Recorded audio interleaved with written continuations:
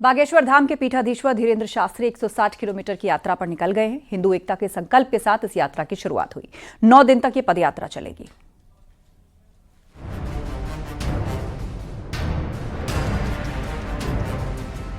पंडित धीरेन्द्र शास्त्री हिंदुओं को एकजुट करने के अपने मिशन पर निकल पड़े हैं।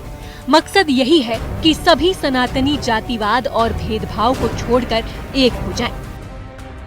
ऐसे राष्ट्र की संरचना हो जिसमें अगड़े और पिछड़े का फर्क मिट जाए। बागेश्वर धाम बालाजी मंदिर के दर्शन के बाद तिरंगा और भगवा ध्वज फहराकर पदयात्रा की शुरुआत हुई, जिसमें लोग बढ़ चढ़कर पहुंचे हैं। महाराज जी, यात्रा शुरू हो चुकी है, किस तरह का उत्साह देख पा रहे हैं आप? बहुत उत्साह का नजारा तुम सामने देख लो।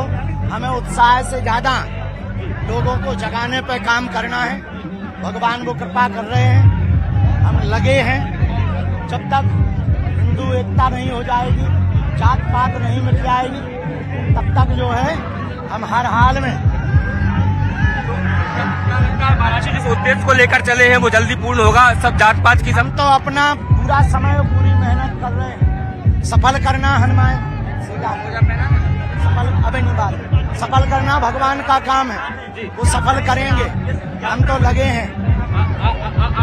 आपने वहाँ से कहा कि बहुत सारे लोग हैं जो विघ्न डालने का प्रयास करेंगे इस यात्रा में। कौन लोग हैं वो? जिनको हिंदुत्व से दिक्कत, जिनके अंदर खोट है, जिनको अपने आप में ही भरोसा नहीं है, उन्हें इस यात्रा से दिक्कत होगी। क्योंकि हम किसी राजनेता या राजनीति के लिए नहीं कर रहे, हम सिर्फ भेदभाव जात पात को मिटाने के लिए, पिछड़े लोगों को मिलने के लिए। पदयात्रा को लेकर लोगों में काफी उत्साह देखने को मिल रहा है। धीरेन्द्र शास्त्री भी लोगों के जोश को देखकर गदगद हैं। उनका कहना है कि वो सनातनियों को जगाकर ही दम लेंगे।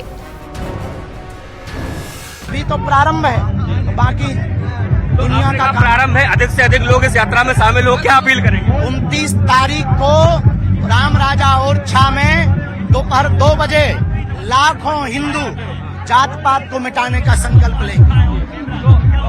देखिए, आप देख सकते हैं पंडित धीरेन्द्र शास्त्री है, पैरों में नंगे पैर। महाराज जी, नंगे पैर चलना कितनी कठिन तपस्या है। कठिन तो है, पर चलेगा। कुछ बड़ा करने के लिए, इस देश को जगाने के लिए कुछ ना कुछ तो करना पड़ेगा। धीरेन्द्र शास्त्री का एक और बड़ा बयान सामने आया है। उन्होंने मंदिरों के साथ मस्जिदों में भी राष्ट्रगीत होने की बात कही। तो अगर मंदिरों में ये प्रयोग की जाती है या पहल की जाती है तो निश्चित रूप से बहुत अद्भुत होगी, अनूठी होगी। इससे इस देश में वो क्लियर हो जाएगा कि देशद्रोही कौन है और राष्ट्रभक्त कौन है। तो निश्चित तौर से मंदिरों में वंदे मातरम हम तो कहते हैं मस्जिदों में भी होना चाहिए। राष्ट्रगान, राष्ट्रगीत, राष्ट्र सर्वोपरि ये पढ़ाया जाना चाहिए, यह गाया जाना चाहिए। प्रार्थना में ईश्वर की प्रार्थना करनी चाहिए कि हम सब सुखी रहें। पदयात्रा में कई संतों की भी मौजूदगी है।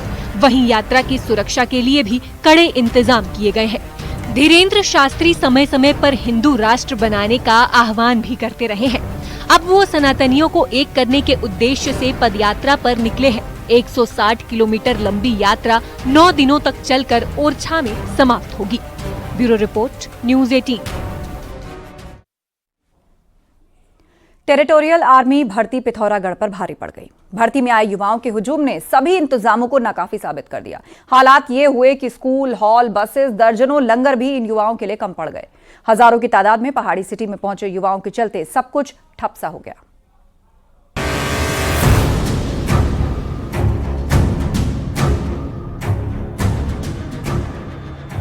पिथौरागढ़ में 12 से 27 नवंबर तक टेरिटोरियल आर्मी की भर्ती चल रही है। शुरू में तो यहाँ सब कुछ ठीक रहा, लेकिन जैसे ही उत्तर प्रदेश के युवाओं ने उत्तराखंड का रुख किया, सब कुछ पटरी से उतर गया। युवाओं की भारी भीड़ ने हल्द्वानी, टनकपुर और पिथौरागढ़ को जाम कर डाला। नतीजा ये रहा कि मैदान से पहाड़ पहुंचने के लिए सैकड़ों बसें भी नाकाफी साबित हुई। वहीं सेना में शामिल होने का सपना सजाए युवाओं को एक साथ कई दिक्कतों से दो चार होना पड़ रहा है। एक तरफ जहां गाड़ियों के लिए धक्के खाने पड़ रहे हैं, वहीं सोने और खाने के भी लाले पड़ गए हैं। मतलब पहली बात तो बस नहीं मिल रही। टनकपुर से आए, टनकपुर से कोई बस नहीं मिली।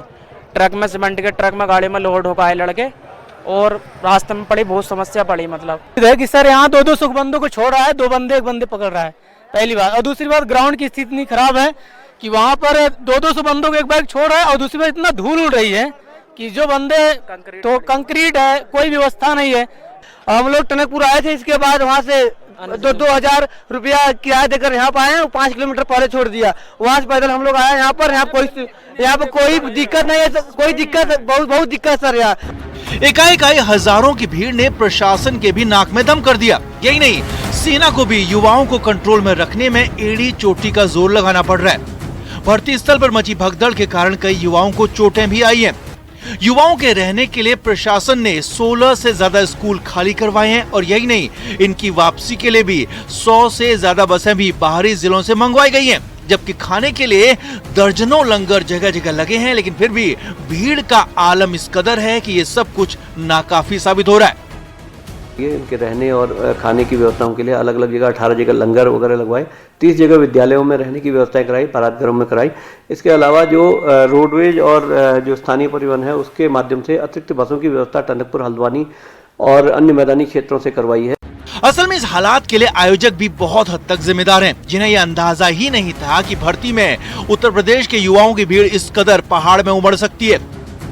ऐसे में हजारों युवाओं को कंट्रोल करना सुरक्षा एजेंसियों के लिए सिरदर्द तो साबित हो ही रहा है, साथ ही इनके लिए जरूरी सुविधाएं जुटाना भी खासा मुश्किल हो रहा है।